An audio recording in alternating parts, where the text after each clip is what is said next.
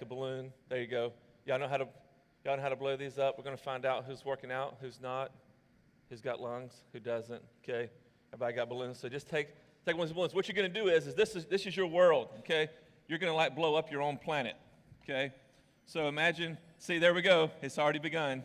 There's a 30-year-old middle schooler here this morning. So everybody grab a balloon. There you go, and just blow that up. Okay. And this is gonna represent your planet, okay? Everybody gets their own planet today, okay? So everybody got that? Here we go, guys. All right, if you didn't get a balloon, raise your hand. Who else needs a balloon? Okay, I need some balloons back there. There we go. Some balloons right there. Okay, everybody got a balloon? Oh, need some balloons in the back. Can't forget this crew back here. Yep, there you go. Got a couple right here. Oh, one more. There we go. Yeah. Oh, there's one in the back here.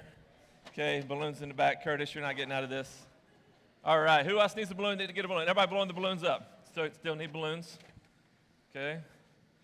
There you go. Yeah. Everybody else? See, that's a smart lady there. If you stretch it out, it makes it easier to blow it up. You guys are doing amazing. We're going to party in here this morning. I love it. Okay, who else needs a balloon? Huh? Where's Donna? Donna? Get somebody to blow it up for you. All right. And anybody else need a balloon? I got a few left. Okay, there we go. Okay. All right. Now everybody gets a Sharpie, okay? Just kidding. Just kidding. So help me out here, baby doll. So everybody just start passing those out. Okay, here you go, Bobby. Pass out some Sharpies there. Here's what I want you to do. Take your Sharpie. I want you to start writing on your planet, okay? Everything that you have in your life. Start writing out your schedule. All the things that you do. You guys didn't get a balloon. Sorry. You were hoping that I would miss you, and now I'm going to embarrass you both. Okay. Yeah. Oh, that one's got a hole in it. Bad planet. Okay. So everybody y'all can share Sharpies because I don't know if I have quite enough of these, all right? I want you to start writing on your planet your schedule, all the stuff that you have to do in life, okay? So you got your work schedule, and if you're a mom, you got kids, right? And then all the things. You guys haven't blown a balloon up yet. Come on now, participate, James, okay? All right. Who else needs a Sharpie? Sharpie's right here. Anybody else over here? Okay, everybody take a Sharpie. Very good. Here, oh, there it goes. I was waiting for that. Okay. I got 2 more Sharpies. Who else needs a Sharpie? Okay. Heads up. Over there, I need a Sharpie. Who else needs a Sharpie? Right, here we go. There you go. Good job, Julia. Okay. So everybody understand what to do? Okay, you got your planet, right? This is your planet. I'll be honest. You guys did way better than I thought you would. I didn't think you'd be able to tie it, you know what I'm saying? But you guys have got, what is it, ambidextrous skills? I don't know. So are you writing on there? Okay, so I need a volunteer now. Somebody come up front. Somebody come up front.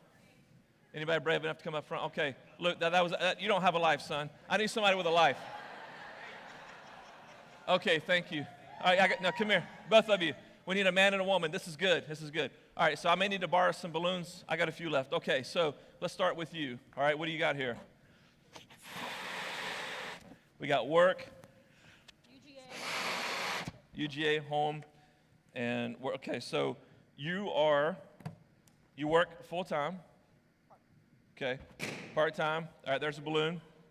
Okay, and then what else do you do? Okay, and then and she's also going to school. How often? How many hours do you work in school? Between 2 and 4 hours. Okay, between 2 and 4 hours a week. Okay.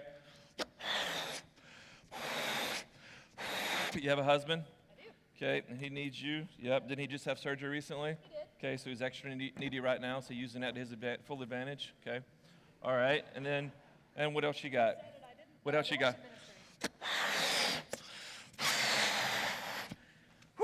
Gonna work out this morning. Yeah, worship ministry. There you go. Go ahead. Start working on. Thank you. And this is worship. Oh, you're dropping them. Come on, you got to keep them going there, Ashley. All right, what else you got going on? Here's another one. What about time for you? Do you ever get time for you, Ashley? Sometimes.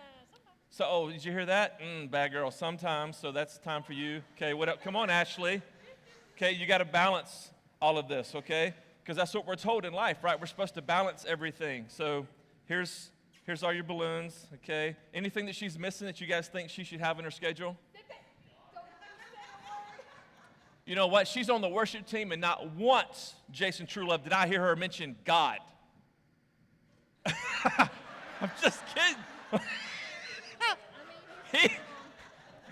Can we sing a song on grace right now? Okay. All right. So here, hold that one up. All right. So now, on the count of three, we can't even do this together. All right. So on the count of three, I want you to get all the balloons up in the air, and I want you to balance them, and none of them can hit the floor. Ready? 1, 2, 3, go. Come on, Ashley. Give it up for Ashley. Come on. Keep them going, Ashley. All right. How many of you, this is how you feel in your week? Anybody feel this way? All right. Let's give it up for Miss Ashley this morning. All right. Now, you help me. Now you're going to become my assistant. Now we're going to have fun with a man, okay? All right, so Alan, what do you got going on? You got a wife? Yep. You got a wife, you got kids? How many kids do you have? 5. Oh, dear God. Okay, here we go. I need more balloons. He has lots. Here we go. He gets more balloons. He has a lot of kids. Okay. Come on, Ashley, let's give them to him. Okay, what else you got? What else you got going on in your life? Motocross. Oh, motocross. Oh, you got motocross ministry. Is that a new ministry? Did you have to start that yourself? Yes. Yeah, what's that like? We'll talk later. Okay. Yeah. Okay, here we go, Alan. Okay, Alan, on the count of 3, get all the balloons in the air and get them all balanced and keep them off the ground. Ready? 1, 2, 3, go. Come on, Alan. Keep them going. Yeah. All right, give it up for these guys. You're awesome. All right, if I took your balloon, I'm out of breath. Okay, I think this might have been yours, Bob. You go, Bob, take yours back. Okay, this one, whose is this one? Okay, there you go. Good job. All right, guys. Does anybody else need a balloon that didn't get one? Got some up here? Steve, here, take a balloon. Luke. Okay, so here's the deal.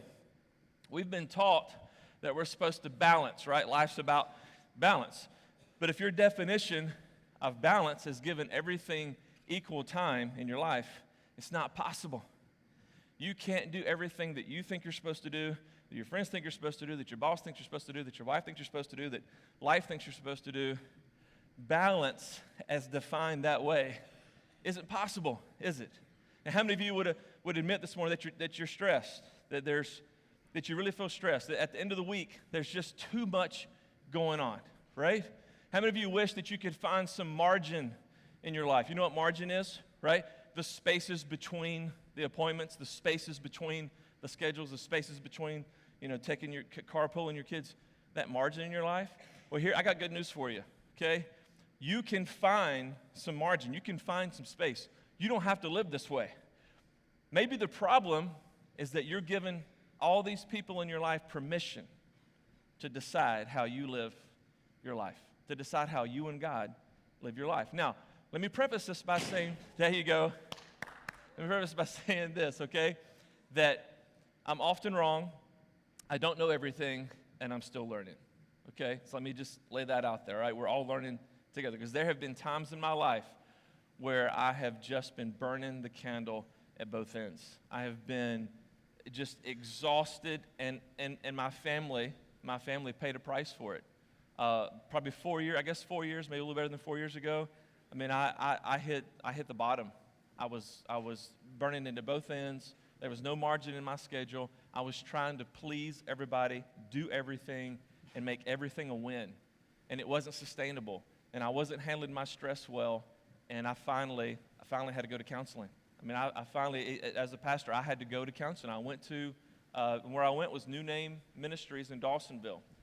They are a partner with us in ministry now. That's where that partnership came from, because I believe God used New Name Ministries and Jason Glaze to in some way save my life and save ministry for me, because if I had stayed on that path, it wouldn't have ended well. It was not a good destination.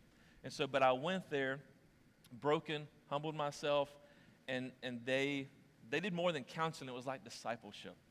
And through probably 6 months or more of that, I began to find a new rhythm. I began to learn more and more things, a lot of things that I did know, but the things that I had forgotten, like what my true identity was. Because see, I was stuck in this world of people pleasing, where I was helping a lot of people, but here's the problem with that, is I was defining who I was based on how you responded when I helped you. And this is crazy because no one is immune to this, right? So even in ministry, when I would be counseling someone in ministry, I found my identity in how they responded to my counseling and what they said about me. So in essence, I was making the counseling session that was supposed to be for them about who? About me. That's how sick that I really was. Now, nobody knew that. You know, it looked great on the outside, and God used it. I mean, they were helped. I've literally had people come to me and say, Trent Dollyhigh has saved my life. That he literally saved my life. And there's nothing wrong with that except when you make that your God. So you can even turn ministry into an idol. Isn't that crazy? And if I'm not immune to it, then none of us are immune to it. So what do we do? What do we do? So I want to share with you some things today that I think are gonna help you, because this has been a struggle for me. It's still a struggle for me, but I do want to say that there are seasons in our life where we have to do a lot of things, and it's okay if you're in a season. Like, how many of you right now have a parent that you're taking care of? Your parents are getting older and you're taking care of them. That's a season. You're not going to have to do that forever, but that's going to be an extra load for this season. How many of you have a spouse who's in school right now, going to school right now? Yeah. And so you probably have to work extra to take care of them. And it's going to be, you're not going to have a lot of margin, but it's only for a season, okay? You can't sustain that. But you still have to find some margin in your life to even make it in the season. You guys ever heard of a slack line? You ever seen one of those slack lines? I don't know if you have a picture of that. But one of those slack lines, it's like one of those, you just take a big, like a truck strap, like a truck ratchet strap, attach it to two trees, and you tighten it up real tight. And then it's like a balancing act, and you get on that slack line, but it has a lot of slack in it. There it is. There you go, slack line. And have you noticed anybody on a slack line, when they finally achieve balance, are they at rest? No, every muscle in their body is tense. See, here's the myth of balance. We think that if we could even achieve, I don't think you can, but even if you could achieve balance, we think that that's where there's going to be peace, and that's where I'm going to feel good, and that's where my life is going to kind of slow down. But when you achieve balance, it's hard work. Every muscle in your body is working, and there's tension in balance. Guys, here's the thing. That's never going to go away. There's always going to be a certain level of tension in your life, and that's okay, because here's the thing. You have to embrace the tension. You have to be okay with disappointing people in your life, because if you're caught in the trap of people pleasing, like I was, and sometimes I have tendencies where I have to catch myself because I love people and I want people to like me, and I still struggle with that, but not as bad as I used to, because I've grown. I still have to watch that because I don't like the tension, because it creates tension to have to look at somebody and say, no. Because what are we afraid of? We're afraid we may lose a relationship. We're afraid that we may lose an opportunity. We're afraid we may lose some influence. It's fear. It's all based off of fear. Here's the thing. In order for you to get healthy, you're going to have to embrace the tension and be okay with disappointing certain people in your life. There was a CEO at a large company who was struggling with this, and he was trying to make everybody happy. He had reached this position that he'd wanted for all of his life, and now finally here he is, a CEO. And so he has this big anniversary that he's going to be celebrating with his wife, and they fly to Colorado, and they're going to be getting off the plane and have this time that he carved out. He created margin, he carved it out, and then all of a sudden his phone rings, and he looks down, and his boss, the owner of the company, so to speak, look, he says, this is a very important meeting. It's come up unexpected. You have to be here. So here he is. He just steps off the plane with his wife on time that they carved out, and all of a sudden, his job is hanging in the balance. He shows it to his wife, and she looks at it, and both of them are right there, right? Every muscle of them, they feel the tension. And what are they going to do? Because what are they afraid of? If he says no, will he lose his job? What if he says no and he says, I'm not going to the meeting, I'm going to focus on my wife, he's going to lose his job? And what if he says yes to that, and then it causes chaos in his marriage? So he saves his job, but what if he loses his marriage? So here's the tension. And he made a decision that day, and I believe that he chose wisely. Guess what he chose? You can say it out loud. He didn't. No, I'm just kidding. No, yeah. He chose his wife. He chose his wife. And here's what he did. He didn't call. He just sent back a text and said, hey, I know this is very important, but you're just simply going to have, I have planned this for months, and my wife and my family are very important to me, and you're just going to have to tell this so-and-so, this other company that was wanting to merge or whatever big thing it was, that this simply is not a good time and we're going to have to reschedule. And you're just going to have to be okay with that. And so he did.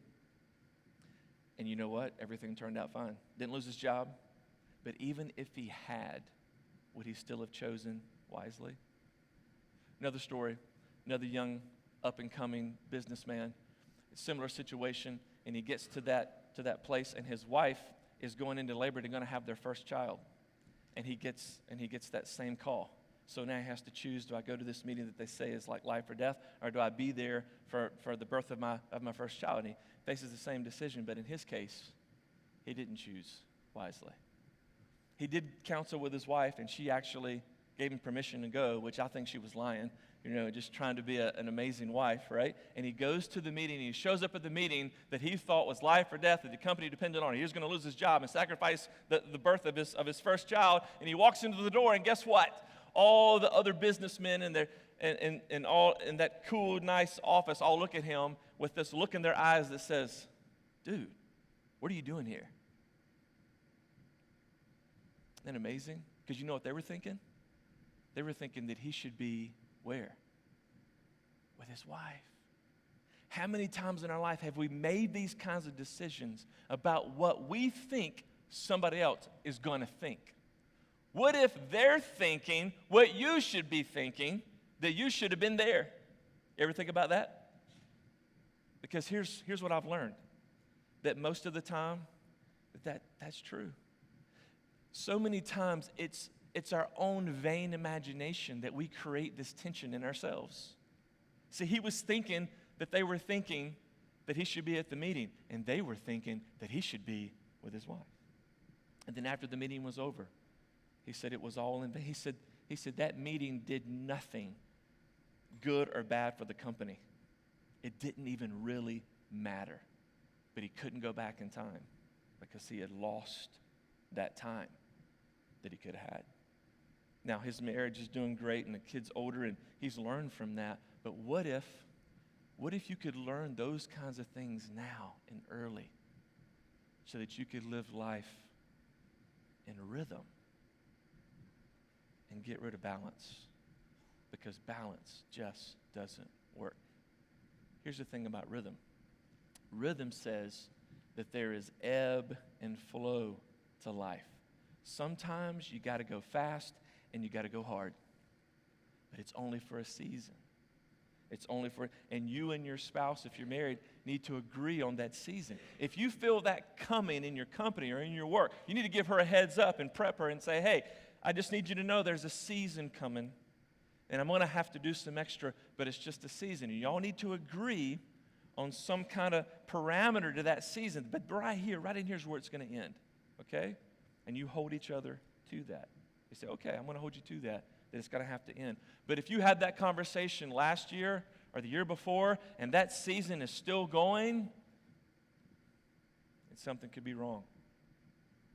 Okay, I'll say this, and you can agree to disagree or whatever, but I firmly believe that if you're working 60 or more hours a week, I think you're out of tune. Because I don't know how in the world you can do the things that God put you on this earth to do and work 60 or more hours a week if you're doing it consistently. So let's learn from God and see what he says. I love this. Balance defined as giving everything in our lives equal time, energy, and attention is not possible. But rhythm is about giving the right amount of focus and energy to each of the important areas of life at the appropriate time. It's rhythm. And we love rhythm. If the band this morning was not in rhythm, we would not have had a good experience. But when they're in rhythm and they're playing and moving together, they're on the same page, it creates an experience that we all enjoy. It brings us to God to worship him. We love that.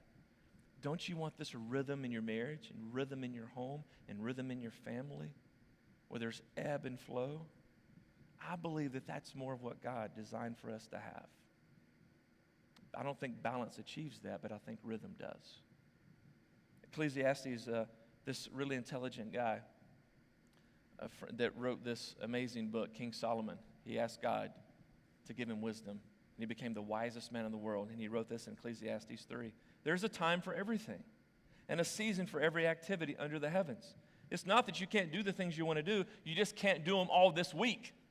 You just can't do them all today. You just can't do them all this year. There's a time for everything and a season for every activity under the heavens. A time to be born and a time to die. A time to plant and a time to uproot. A time to kill and a time to heal. A time to tear down and a time to build. A time to weep and a time to laugh. A time to mourn and a time to dance.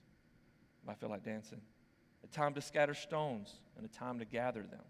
A time to embrace and a time to refrain from embracing. A time to search and a time to give up. A time to keep and a time to throw away. A time to tear and a time to mend. A time to be silent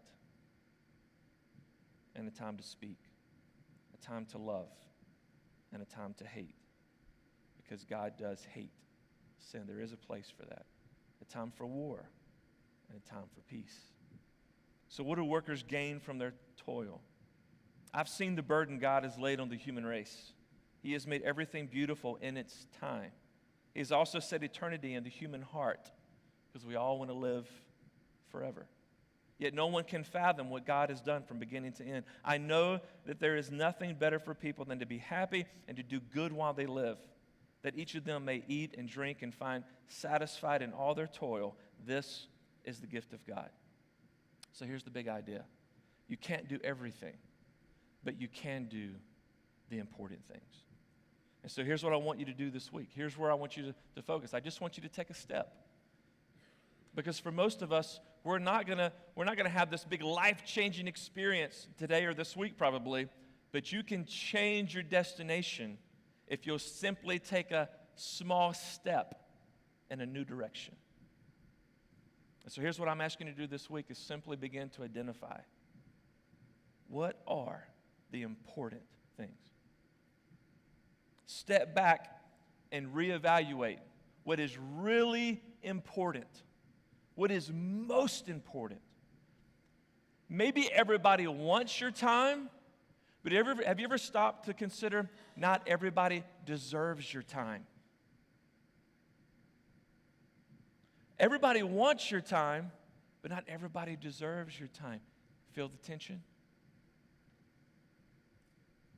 That was a big one for me. Because everybody wants my time, but not everybody deserves it. And I felt bad about saying it, but at the end of the day, every time you say yes, you're also saying no. At the end of the day, you are going to cheat people in your life. So why not you take ownership and you decide who gets cheated? Don't let the world tell you who gets cheated. Don't let the culture tell you who gets cheated. Don't let your company tell you who gets cheated. Don't let the marketplace tell you who gets cheated. Don't let the numbers tell you who gets cheated. You decide who gets cheated in your life. Because what does it profit a pastor if the church grows and yet he loses his family? Right? What does it profit a man if he gains the whole world and yet he loses his soul? How does that translate for you? What does it profit you if you get this thing, this place, this promotion, this money, this dream, and yet you lose something that was more important? We want to make these shifts and make these changes now before it's too late. And one of the things that helps me is remembering that God has put eternity in my heart. I simply have to accept the fact that this life isn't all there is. I struggle with choices, people. I'm convinced I really do have some ADD, and people have confirmed that in me. And my iPhone, has made me more that way, right? My dad calls it, that know-it-all machine, and he tells my mom, hey, honey, go look it up on that know-it-all machine you got. I'm like, Dad, it's got a computer. Yeah, that. Go ask that Mr. Google guy that you've been talking about. Because he's not in that world, and he has no desire for it. And you know what? Sometimes I envy him because it was such a simpler time. Now listen, I love technology. Because last night I was hanging out with friends, and I brought my know-it-all machine because I got a know-it-all machine in my pocket. And I had the Alabama game on last night. When I came out of the car, I was watching it. When I walked up to him, I was watching it. And I'm like, look, guys, I brought the game with me. These are the good old days, man. This is crazy. It's amazing. But you can't let that dictate how you spend your life. You have to decide. And here's the thing. You are going to live forever somewhere. We want you to live forever in heaven. And all the things that you're not going to accomplish on earth, you realize you're going to get all of eternity. And you're going to have so much joy, so much fun, so much amazing experiences with the God who created you. You're not just getting a new heaven. He says he's going to create a new heaven and a new earth. You're going to have incredible things to do. All of your heart's desire, it's all going to be fulfilled in Christ in a new heaven and a new earth. You're going to have all of eternity. But this life, this part of life on this planet, everybody hold your balloon, okay? On your planet, it has limits. And we have to define life within those limits. And what is most important here? That's the struggle. Mark 12, 28 through 33 says this, okay? So what are the important things?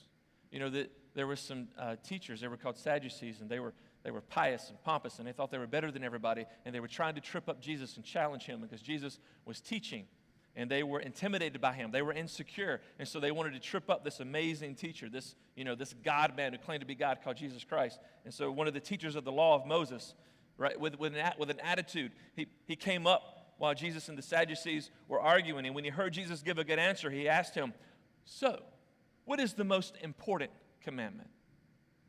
Because out of all the commandments, he thought he could trip up Jesus by forcing him to think that he could do what? Narrow it down to which one's most important. Because who could do that? I mean, you look at the Ten Commandments, they're all important. How do you choose just one? And they thought this would trip him up. And Jesus answered, as the God-man that he is. The most important one says, people of Israel, you have only one Lord and God. You must love him with all your heart, with all your soul, with all your mind and your strength. And the second most important commandment says, love others as much as you love yourself. No other commandment is more important than these. Isn't that amazing? But it's true, right? Because all the other commandments hinge and hang on these two. So I wonder if that wouldn't be a great place to start. Is how are you and God? Is there anything more important as a created human being on a planet that was made by God for him to be the most important thing in your life? What would change if everything else was secondary, but God was primary? What would change in your life? What would change in your life if you were so secure in who God is and who you are and how much He loves you and how much He wants you? You were so secure and so satisfied in a relationship with God that it became easy to manage the tension, and you didn't worry about hurting people's feelings anymore. You didn't worry about trying to keep people happy anymore because God and you were just fine because you're good with God. He's got your back. He loves you. He accepts you unconditionally, and you don't have to get that from anybody else because you and God are primary in your life. What would change if that were true? You think that might do something for our people-pleasing nature? That we're okay with cheating people in our life and simply saying, you know what? Don't take it personally, but I need to do this.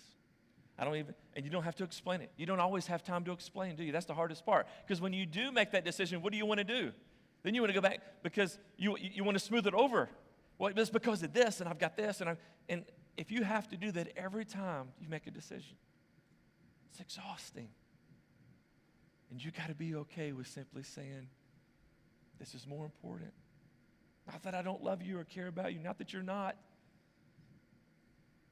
But on my planet, the race that I'm running here, this is what I need to do.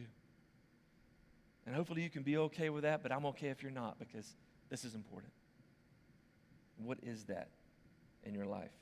And then he says, the man replied, Teacher, you are certainly right to say there is only one God. It is also true that we must love God with all our heart, mind, and strength, and that we must love others as much as we love ourselves. Now, watch this.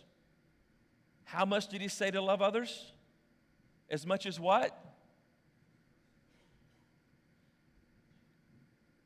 How many moms are out there that have gotten sucked in to a world that has swung the pendulum to the other extreme, saying, not only do you have to be as good as a man and do everything that a man does, but now you got to do more.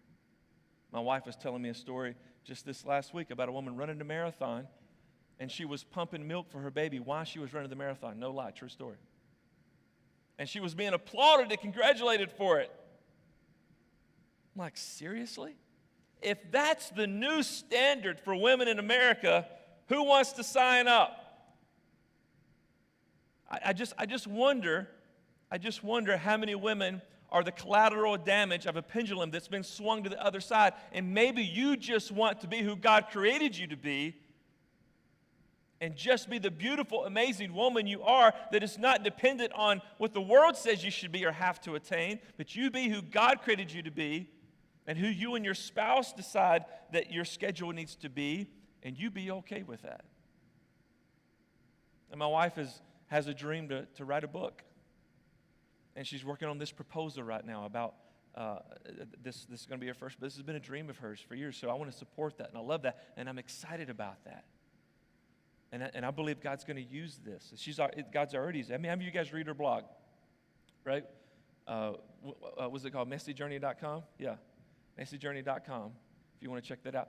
And it's kind of touching on this thing. Now, how many of you women resonate? Does that resonate with you? That you feel that tension that you're supposed to, it's not enough just to be woman anymore. Now you got to be what? You got to be superwoman.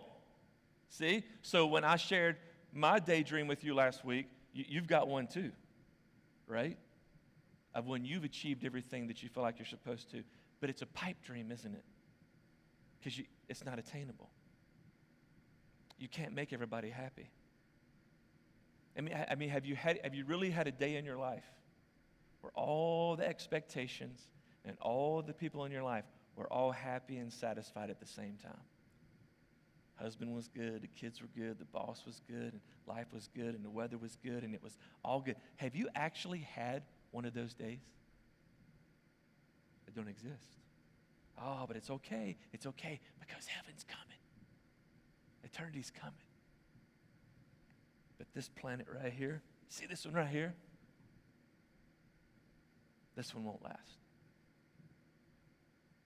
Because there's more to this life than this life.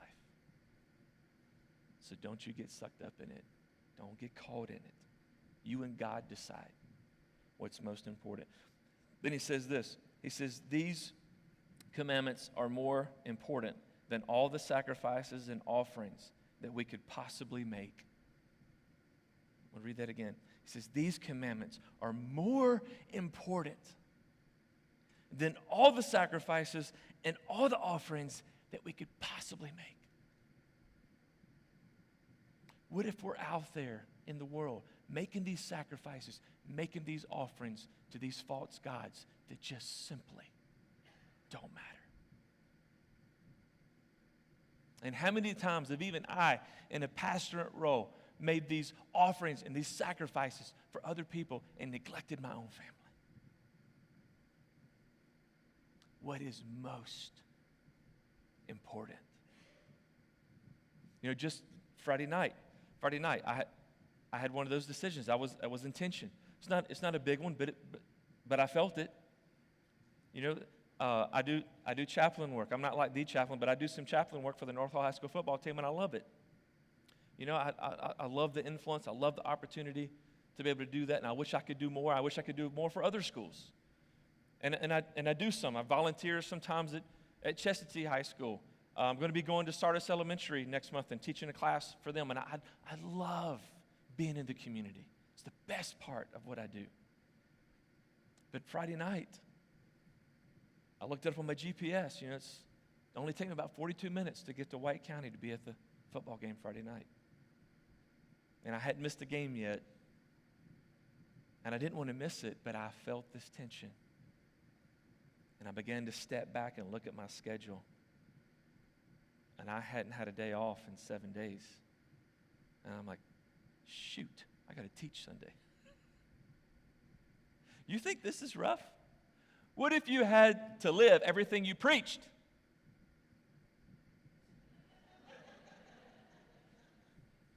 Okay, stop thinking that. You need to think better of me. Okay, so I had to make a decision. And I mentioned it to Billy, and Billy helped me out. He said, you know, man, he said, you've been to every game. He said, it's okay. He gave me permission to not show up Friday night. And I needed that, you know, and it was good. And then I mentioned it to my wife, and I said, what if we just hung out? And then I thought, well, I need to spend more time with my kids. And, and then all my kids were like, Dad, we got stuff going on. Nobody wants me. And so, yeah, you know what? I need to spend time with my wife. And so I did. I made the decision. And I'm telling you, I felt the tension. And then when I found out that they lost. Is that not sick? Right? Because I'm making it about me, right?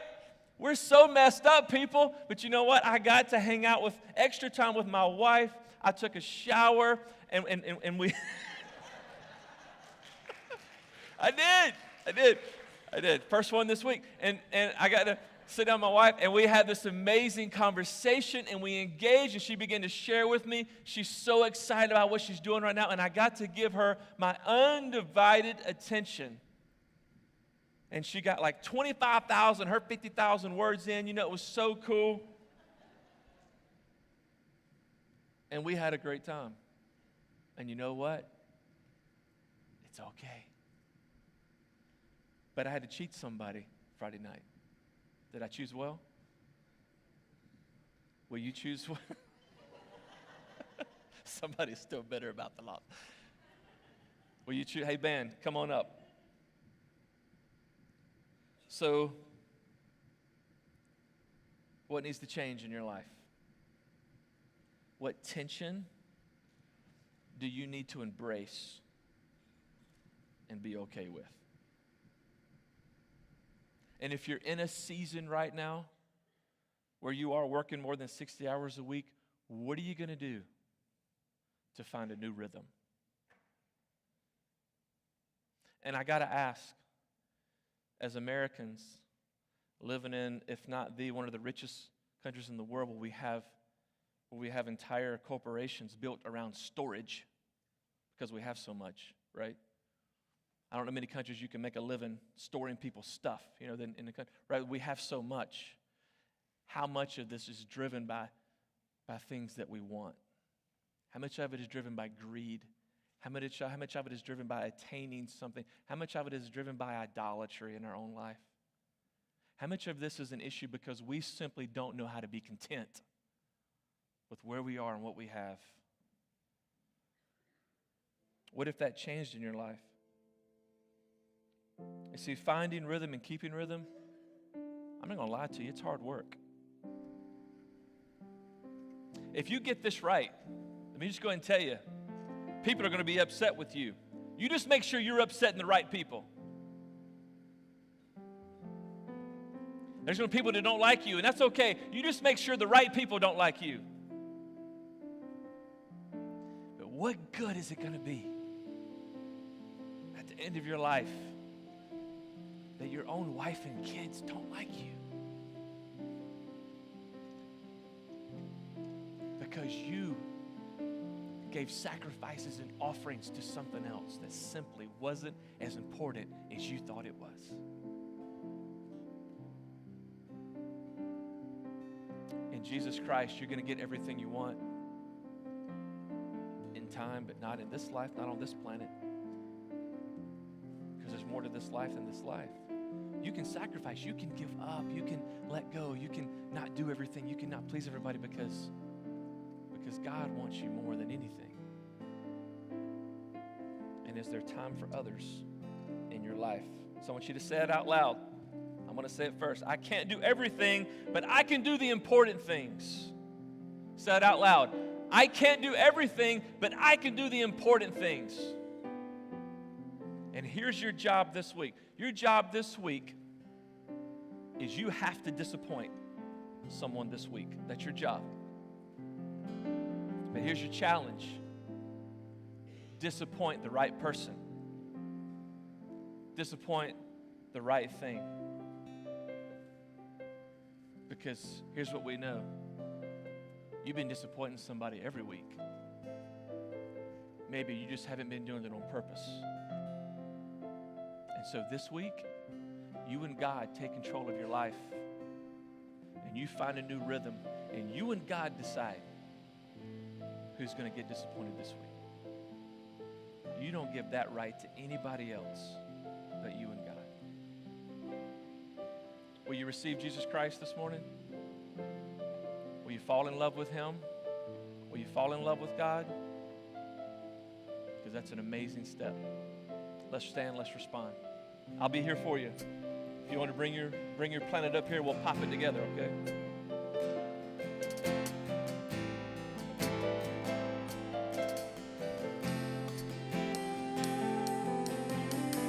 There's no place I would rather be.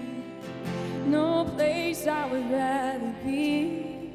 There's no place I would rather be than hearing your love, hearing your love. No place I would rather be. There's no place I would rather be. No place I would rather be than hearing